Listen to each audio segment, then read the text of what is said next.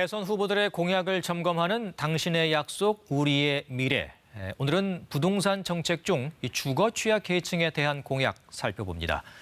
대선 후보들 모두 저렴한 공공주택 공급을 약속하고는 있지만 이 현실적인 제약과 보완해야 할 부분도 적지 않습니다.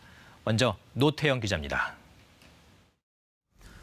입주 15년 차를 맞은 공공임대주택입니다. 모두 2천여 세대 규모로 주위에 학교가 많고 전철역이 가까이 있어서 거주 여건이 뛰어난 곳으로 꼽힙니다.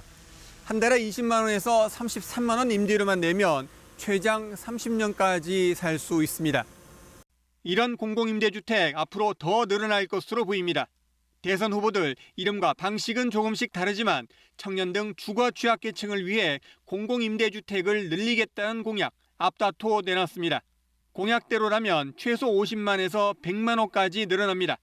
충분히 품질 좋은 주택에서 원하는 시간만큼 살 수 있게 이렇게 하는 공공주택도 많이 공급해야 되겠다고 생각합니다. 공공임대주택을 연평균 10만 호 공급해서 기존 노후화된 공공임대주택을 확실하게 개선하겠습니다. 임대주택에 대한 시선도 상당히 달라졌습니다. 공공임대주택에 대한 선호도를 물었더니 살아보고 싶다고 답한 응답자 60% 가까이 됐습니다.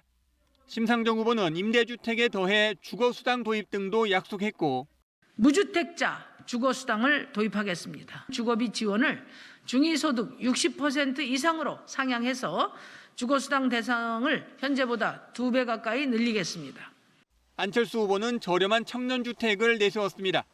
특히 청년들에 대해서 청년 안심주택을 50만 호를 제공한다는 그 계획이 저는 가지고 있고요.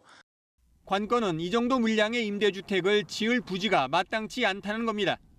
역세권, 국공유지 등을 후보지로 꼽지만 부지 자체가 제한적이고 무엇보다 임대주택 지을 때마다 주거 여건 하락을 우려하는 인근 주민들의 반대 만만치 않습니다. 과천 시민들이 마치 공원처럼 사용하는 과천 정부 청사 앞 국공유지입니다. 정부가 이곳에 임대주택 2천 가구 등 모두 4천 가구를 짓겠다고 했을 때 주민 소환 투표제까지 제기하는 등 강력하게 반발했고 결국 계획은 취소됐습니다. 3기 신도시 부지 등이 현실적 대안으로 꼽히지만 KBS 공약 검증 자문단은 이른바 빈곤의 집중 현상에 대한 우려를 제기합니다. 특정 지역에다가 고밀로 임대주택을 다 몰아서 지으면은 공급량은 달성할 수 있을 겁니다. 소위 말해서 사회적인 낙인 현상, 저쪽 지역은 못 사는 사람들의 지역이라는 낙인 현상이 발생하게 되죠. 돈은 또 어디서 날까요? 51제곱미터 규모 임대주택 한 가구에 LH공사는 2천만 원, 정부 예산은 1억 3천만 원 정도 소요됩니다. 50만 가구라면 단순 계산으로도 LH는 10조 원, 정부 예산은 60조 원 넘게 필요합니다. 후보들은 임대주택의 상당량을 청년층에 제공하겠다고 하는데 이에 비해 노년층이나 저소득 아동 가구 등 취약계층에 대한 관심은 부족하다는 평가도 나왔습니다. KBS 뉴스 노태영입니다.